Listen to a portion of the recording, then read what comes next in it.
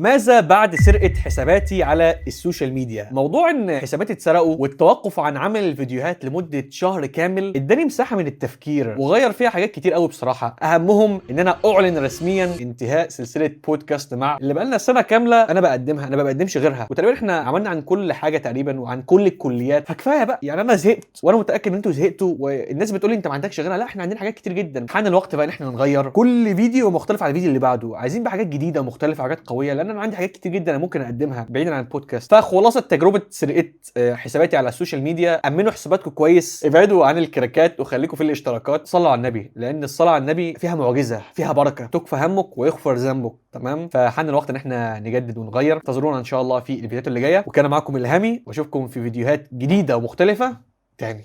كفايه بقى بودكاست بقى، كفايه، دي حاجه تقرف. بقالنا سنه كامله ما بنغيرش بودكاست. عرفتنا؟ الفيديوهات اللي جايه ان شاء الله جديده ومختلفه. سلام.